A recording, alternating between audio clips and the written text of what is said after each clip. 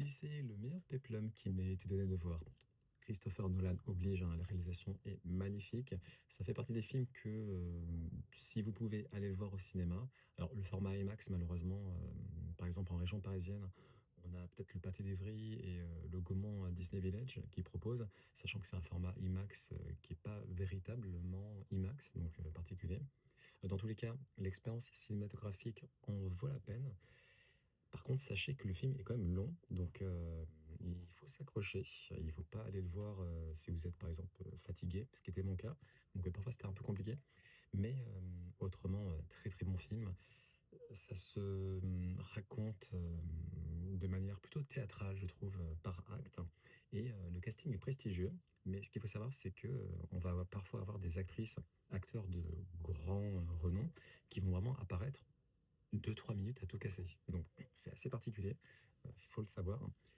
Et ce qui m'a le plus marqué, c'est vraiment la faculté de Nolan à raconter, là par exemple, un périple, un voyage fantastique, hein, avec des séquences où on va avoir par exemple un cyclope, une sorcière qui transforme des hommes en bêtes. Et ce qui est assez fou avec Nolan, c'est qu'il va utiliser le moins d'effets spéciaux possible. Et c'est particulièrement sidérant sur la séquence du Cyclope. Je ne sais pas comment s'y est pris, mais vraiment le Cyclope, on dirait que c'est un vrai Cyclope. Les effets spéciaux ne se voient pas du tout. Donc il a dû utiliser d'artifices, d'effets pratiques, je ne sais pas, mais vraiment très impressionnant. Ces deux scènes-là, ça fait partie des scènes qui m'ont le plus marqué. Et de manière générale, c'est très beau, vraiment hyper beau. Les plans, les lieux, les costumes, les décors sont vraiment magnifiques. Et le casting de manière globale s'en sort plutôt bien. Ça va crescendo en termes de rythme. Vraiment, le final était très très prenant.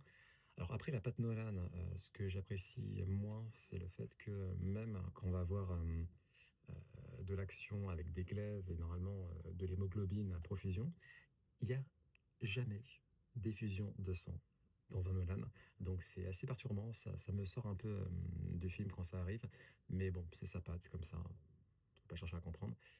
Mais globalement, j'ai adoré. C'est peut-être la meilleure adaptation de l'Odyssée d'Homère qu'on aura.